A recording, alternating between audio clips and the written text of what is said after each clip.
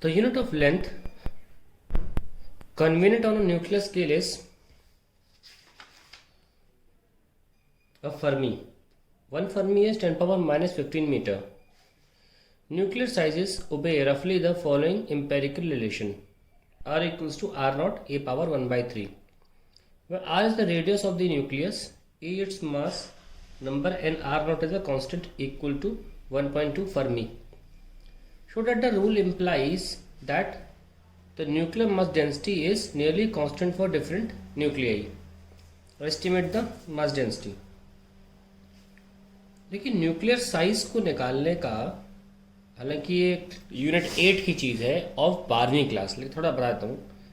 Nuclear size को निकालने का तरीका ये है कि रदरफोर्ड स्कैटरिंग एक्सपेरिमेंट करिए आप। मान लीजिए न्यूक्लियस है और आपने अल्फा पार्टिकल भेजा बहुत तेज़ी से। अब न्यूक्लियस भी पॉजिटिव होता है, अल्फा पार्टिकल भी पॉजिटिव होता है, तो जब पॉजिटिव पॉजिटिव सामने होते तो डिपेंड करते हैं, लेकिन इसके पास बहुत ज़्यादा स्पीड है, जाएगा लेकिन धीरे धीरे स्लो हो जाएगा क्योंकि रिपेल्शन की वजह से। और सबसे ज़्यादा कहाँ जा पाएगा? इसके सरफेस तक जा पाएगा और फिर लौट आएगा। और आपने शायद रदरफोर्ड स्कैटरिंग एक्सपेरिमेंट पढ़ा भी होगा कि एक आध पार्टिकल्स वापस लौट आते हैं, वो इसकी वजह से लौटते हैं। तो लौटने से पहले स्पीड ज़ीरो होती है। 180 डिग्री जब टर्न लेता है कोई पार्टिकल, बिना ज़ीरो की स्पीड लिए स्पीड को अचीव किए नहीं टर्न कर सकता 180 डिग्री। तो यानी कि इसकी पूरी काइनेटिक एनर्जी जो थी यहाँ पे आके शून्य हो गई और पोटेंशियल एनर्जी में कन्वर्ट हो गई। और उसकी मदद से हम kinetic energy equal to potential energy का एक्सप्रेशन रख के, वो आपके अभी सोच से बाहर है कि पोटेंशियल एनर्जी क्या होगा, वो 12वीं में समझना होगा। यहाँ पोटेंशियल एनर्जी कैसे लिखेंगे? काइनेटिक एनर्जी का एक ही फॉर्मूला होता है, 12mv²। तो एक के इक्वल टू पी लगाकर हम ये आर निकाल लेते हैं।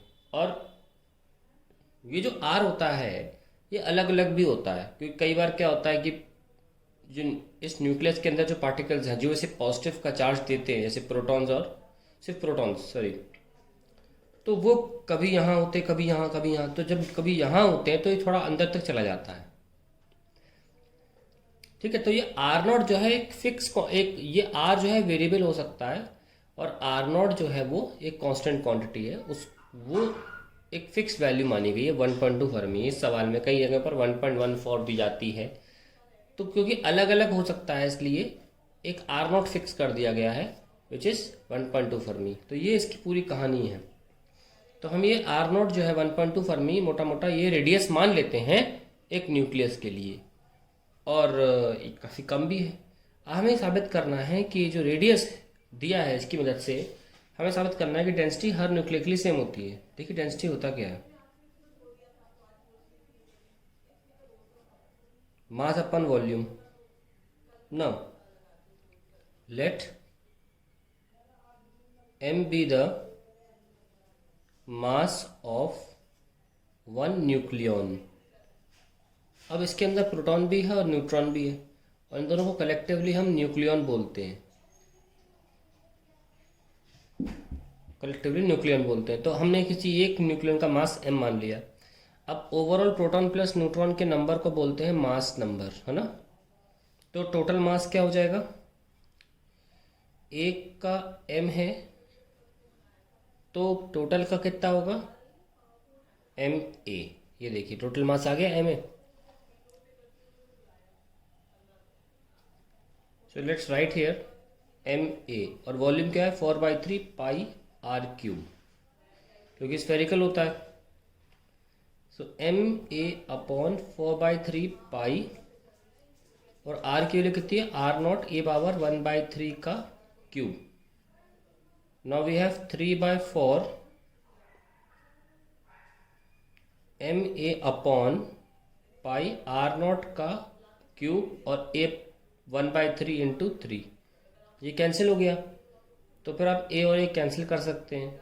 तो आप देख सकते हैं कि आपकी डेंसिटी जो है वो मास नंबर पे तो डिपेंड ही नहीं कर रही, वो एक न्यूक्लियन के मास पे डिपेंड कर रही है। कोई भी न्यूक्लियस ले लोगे, सबके न्यूक्लियन का मास सेम ही होगा। ये जो साबित show that the rule implies that nuclear mass density is nearly constant for different nuclei. तो क्या किया हमने साबित कर दिया, ए गायब कर दिया, जो मास नंबर होता है वही तो डिफाइन करता है न्यूक्लियस को, वही नहीं है इस एक्सप्रेशन में।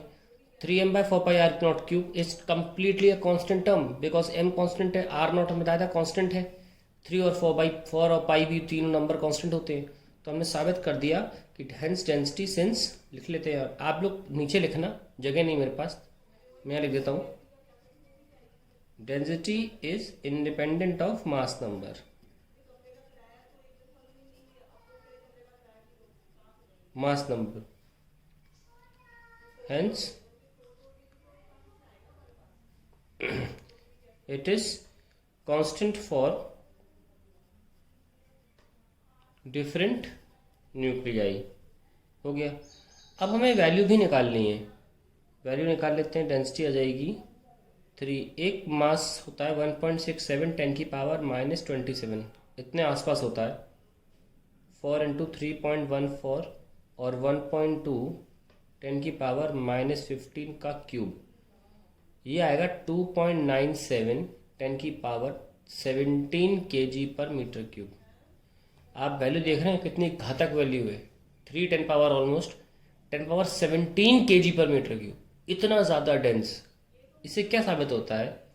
डेंस है मतलब बहुत ही कम जगह पर कंपैक्ट है न्यूक्लियॉन्स, बहुत कम जगह पर। मैं को महसूस कराता हूँ, केवल 1 मीटर क्यूब का एक न्यूक्लियॉन का बक्सा, 1 मीटर क्यूब एक्वेरियम होता है, 1 मीटर क्यूब का एक्वेरियम का बक्सा ऑलमोस्ट प्लैनेट के मास के बराबर है, ऐसे देखा जाता है। 1 मीटर क्यूब में इतना केजी है कि 1 मीटर क्यूब का एक, मान लीजिए बॉक्स, मान लीजिए अगर न्यूक्लियॉन्स का बना हो तो उसका वजन प्लैनेट के बराबर हो जाएगा। और इसीलिए इनकी ग्रेविटी कितनी खतरनाक होगी देखिए आप। तो लाइट को भी अपने आप आसपास आना चाहिए। न्यूक्लियन, ये जो न्यूट्रॉन स्टार्स होते हैं, ये इस तरीके की चीज़ें जो होती हैं बड़ी बड़ी न्यूक्लियन से बनी हुई केवल, उनकी गुरुत्व आकर्षण बहुत घातक होता है। तो ये सब आपको यूनिट 8 में पता चलेगा, एटम एंड न्यूक्लियस में। यहाँ थोड़ा सा मैंने आपको आइडिया दे दिया है।